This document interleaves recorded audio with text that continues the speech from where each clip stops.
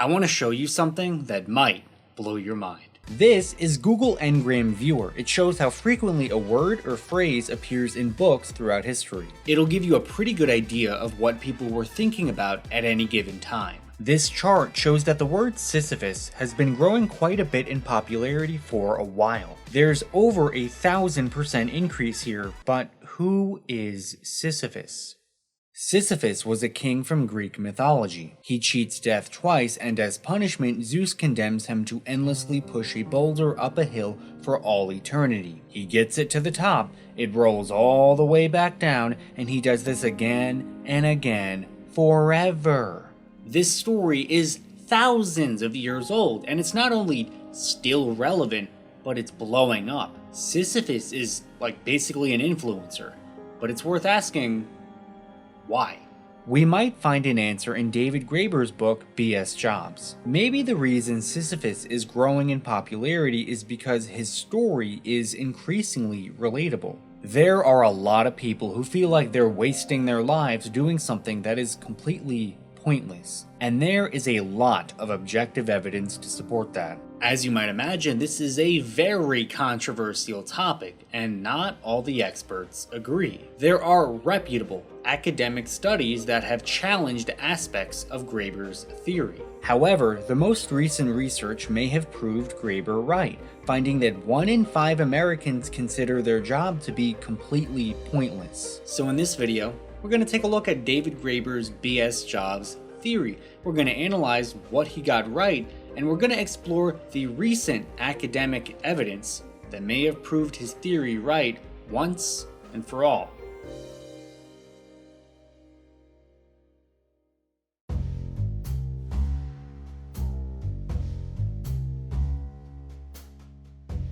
There are supposed to be 2 parts to a job. The first is that it's a way for you to make money so you can pay your bills. Obvious, right? The second part is that it somehow makes the world a better or more efficient place. And no, expanding the CEO's yacht collection doesn't count. The problem is that a shockingly high number of people don't think their job checks box number 2. It's a way for them to make money, but it doesn't actually help anyone, and in some cases, even makes the world a worse place. And it's very important that the person actually doing the job makes the distinction, not anyone else. Graeber never pointed the finger at anyone and told them that their job was pointless. For Graeber, the only person who can ever say definitively whether a job is BS or not is the person that spends their working life doing it. Graeber defined a BS job as a form of paid employment that is so completely pointless, unnecessary, or pernicious that even the employee cannot justify its existence, even though, as part of the conditions of employment, the employee feels obliged to pretend that this is not the case. In other words, it's like being hired to dig holes and then fill them back in again. Great for the shovel industry, not so much anyone else. It's a job with no social value. It doesn't help anyone, doesn't provide a good or service to a customer or client, doesn't make a business more efficient. A BS job is one that could disappear, and the only thing we'd be missing is the extra emails in our inbox. I think Graeber hit the nail on the head when he wrote, "Occasionally, the very rich hire their fellow human beings to pose as statues on their lawns during parties." Some real jobs seem very close to this. Although one does not need to stand quite as still, one must also do it for much longer periods of time.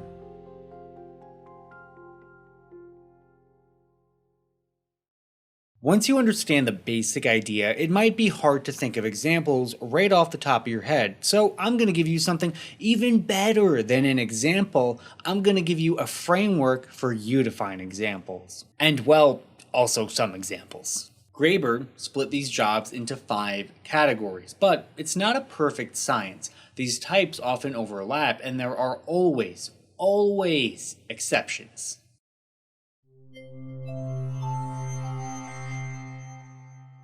Let's start with the flunkies. Their main role, making someone else look or feel important. Picture receptionists, administrative assistants, door attendants, or university office staff. In the modern workforce, your status is often measured by how many people are under you, incentivizing you to build an army of flunkies following you around. They're only here to puff up someone else's ego, but not much else. Flunkies are the human equivalent of peacock feathers, all show and no go. Next up, we've got the goons, because every business needs a few supervillains. These are the jobs where you're pushing your employer's agenda at the expense of other people. Think telemarketers, lobbyists, corporate lawyers, every advertiser ever. Goons are the modern day equivalent of the king's mercenaries, ready to ruin anything and everything on behalf of their boss. And now, the duct tapers. These folks are fixing problems that honestly shouldn't exist or should be solved permanently. Programmers patching buggy code, airline staff soothing travelers who have lost their luggage. It's as if you discovered a leak in the roof, and instead of paying to fix the roof, you put a bucket under it and hired someone to empty the bucket out every hour. This one is very circumstantial, but trust me, you know it when you work it. Then we have the box tickers, who create the illusion of usefulness. Survey administrators, in-house magazine journalists, and so on. They're doing tasks that look productive, but deep down, they know it's just ticking boxes for the sake of ticking boxes. It's kind of like raking leaves in a windstorm. You're constantly busy, but not making a real difference. And finally, the taskmasters, typically middle managers. Their job is to micromanage and create work for others, work that doesn't really need to be done.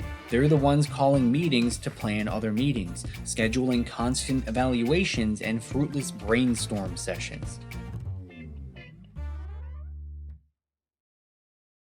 After covering the 5 types of BS jobs, you may have realized that you know a few people whose job fits into one of these categories, maybe even a few people.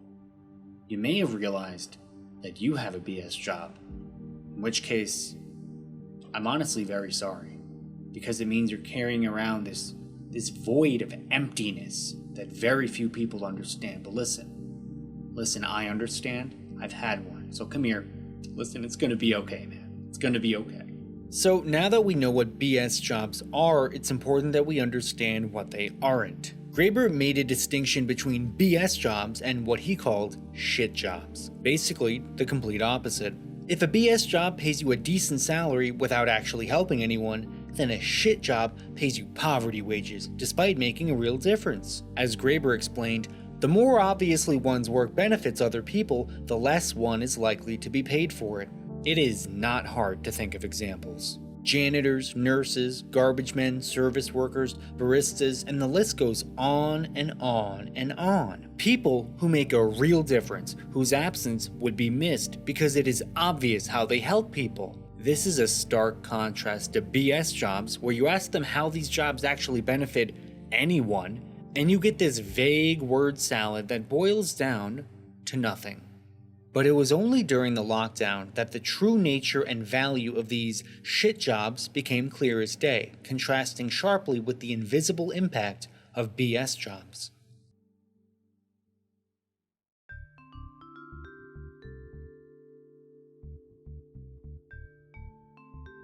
Do you remember the lockdown? Yeah, that was a bad time. Early on, nobody had any idea what was happening. Understandably, governments went into lockdown in the first place to try and protect citizens until we figured things out. This meant that most people couldn't leave their house, not even to go to work. But there was an exception, a very important exception. Some people were deemed essential workers. They had to keep going to work because if they stopped, everything would collapse. Without these essential workers, we basically lose whatever it is we call civilization, and that would really suck. Listen, I would love to LARP as a tribal nomad living in the woods as much as the next guy, but if I can't find a way to get my spicy hot Doritos, life just isn't worth living to me.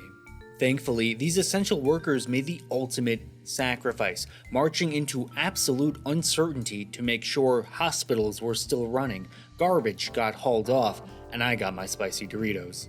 But here's the kicker. While these essential workers were out there risking it all, we started noticing something strange. They weren't just underappreciated, they were underpaid. And I'm not talking a little underpaid, I'm talking insultingly, outrageously, criminally underpaid across the board. Reports started rolling in confirming our worst suspicions. According to business.org, essential employees on average earn a staggering 18% less than the average worker, and in some places they're barely scraping by at 48% less.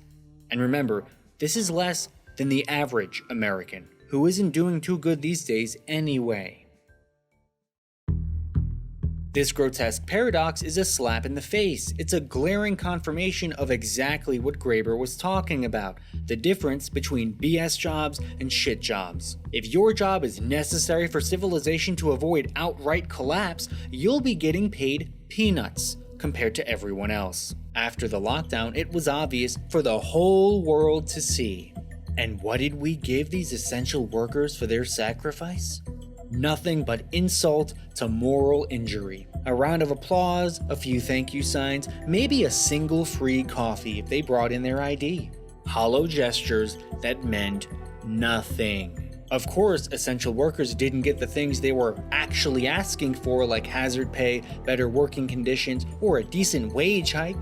Never have so many heroes been so deeply disrespected by the people they saved. This dumpster fire sparked something big, what the media called the Great Resignation. Workers started quitting their jobs in droves, with a total of 50 million workers quitting their jobs in 2022. And you already know why. A Pew Research Center survey confirmed that low pay, no advancement, and a lack of respect were driving Americans to throw in the towel. And who was leading the exodus?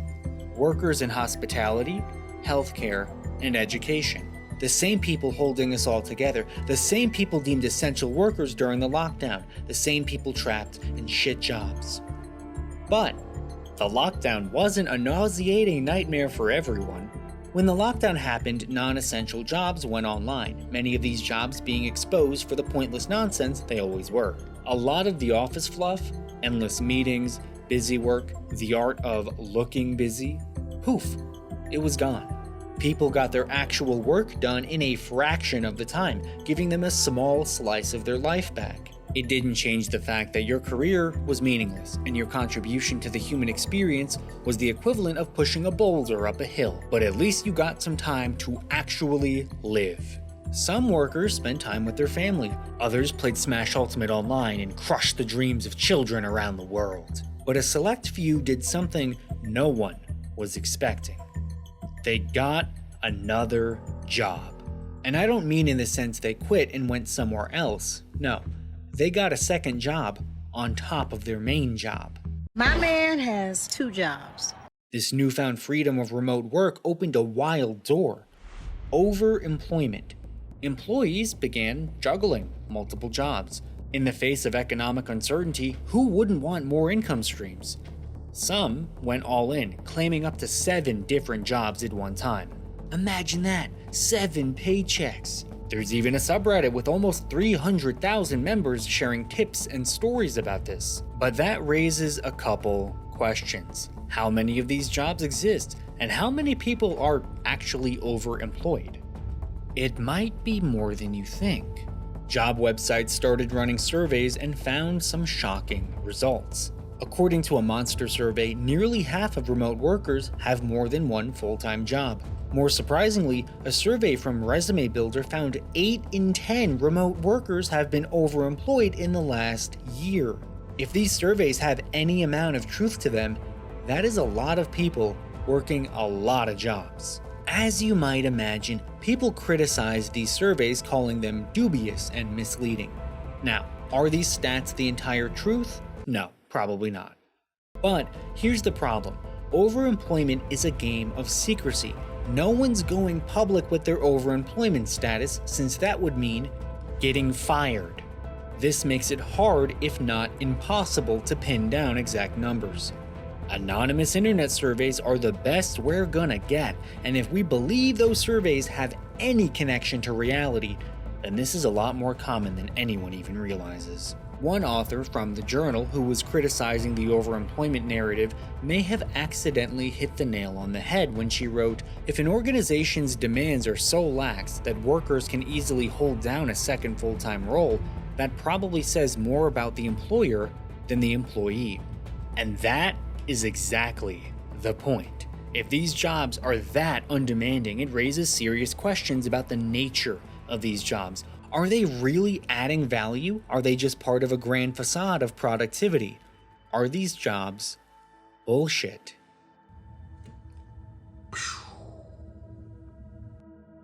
Now, is this to say that all remote jobs are BS? Of course not. Many of them are meaningful and fulfilling, and the worker is satisfied with how they spend their time. But I think it's worth asking, how many of these remote jobs actually are pointless? Jobs that don't add any value, where you can stack them like pancakes because they're just, well, fluff. The lockdown didn't just turn our world upside down. It showed us the harsh truth about the jobs we value versus the jobs we need. The lockdown held up a mirror to our dysfunctional workforce, and most people don't like what they see.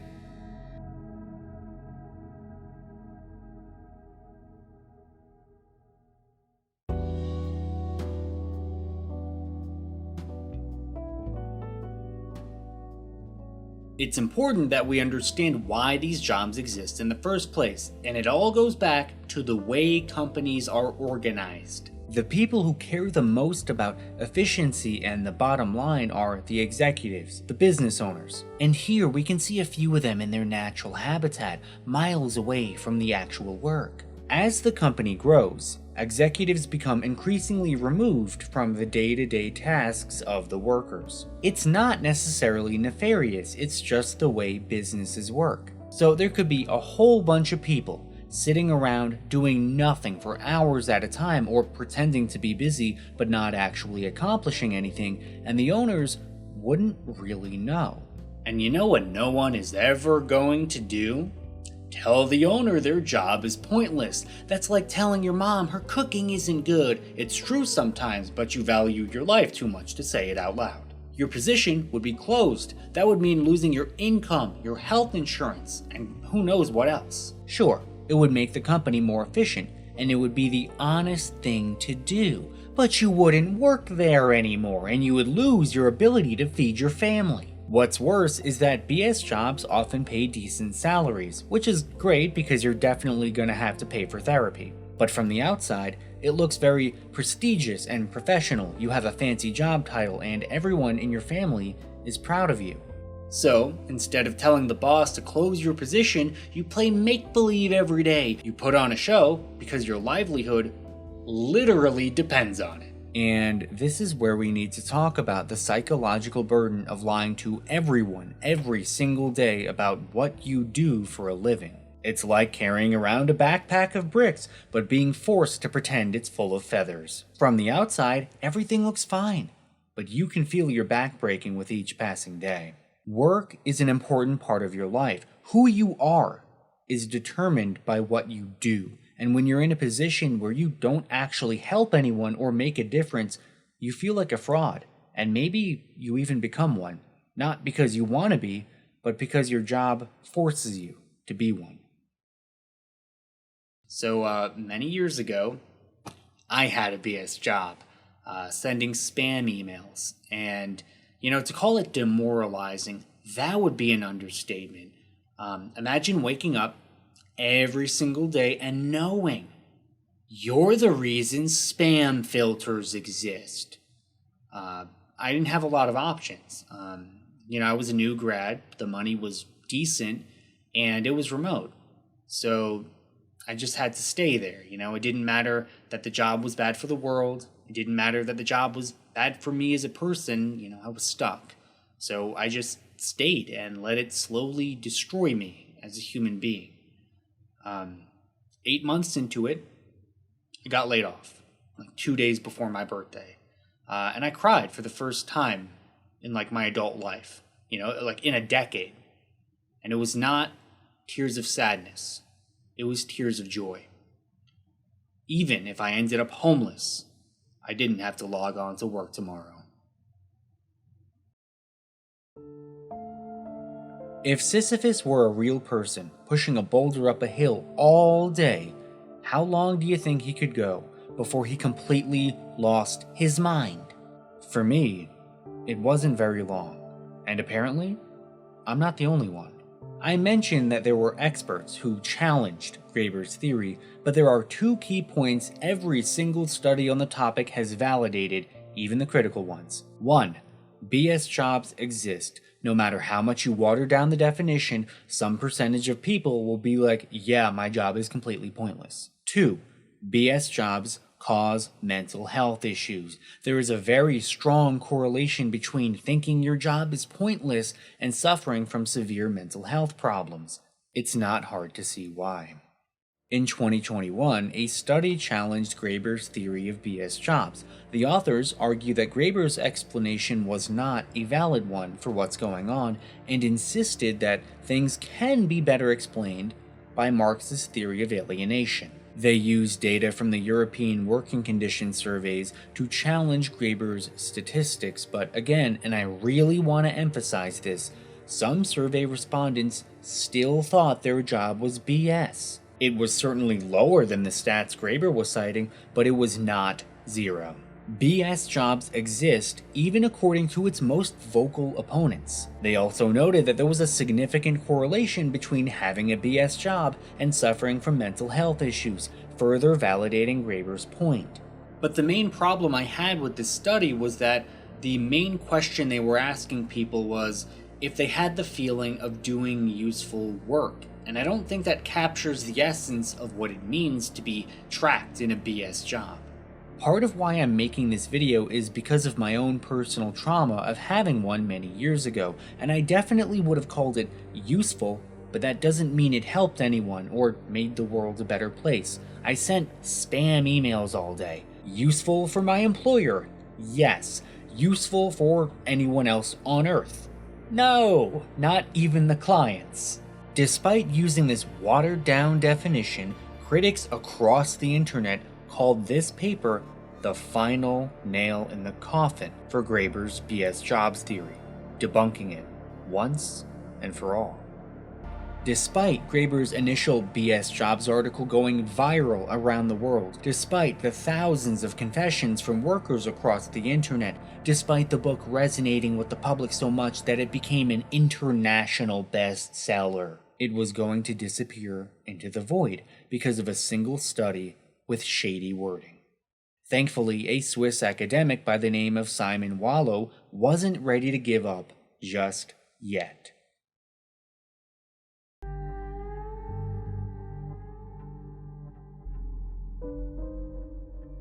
Walo's research focused specifically on America and validated a number of Graeber's points. In addition to validating their existence, the study also proved that there are more BS jobs in the private sector, that it's usually salaried workers, and that 20% of American workers consider their job to be completely pointless.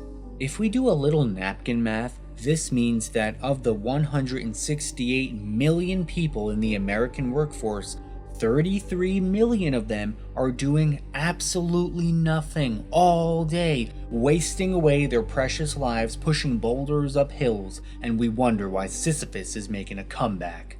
And listen, it's not that BS jobs are the only explanation for everything that's wrong with modern work, but Graeber's theory should, at the very least, be part of the conversation. As Walo noted, Graeber's view radically changes focus by asking whether work is actually beneficial to workers and to society at large. Work is thus recognized not only as a necessary economic activity that produces goods and provides people with an income, but also as a way to contribute to society that can, in itself, be deeply meaningful to people. Such a perspective clearly deserves more attention. What does this mean for you individually? Well, if you're trapped in one of these BS jobs, I just want you to know it isn't your fault and you're not alone. Whenever I would talk to people in my life about my BS job, they would sneer at me. Oh, I wish I got paid a whole bunch of money to sit around and do nothing. Yeah, as if it's, some kind of a dream come true. If you actually have one of these jobs, it's a nightmare. It is terrible. It's demoralizing. It's dehumanizing. It's a very specific and lonely kind of suffering that very few people can really comprehend. I don't think you can really even understand how bad it is unless you've actually had one of these jobs, because it's just so specific, the kind of suffering.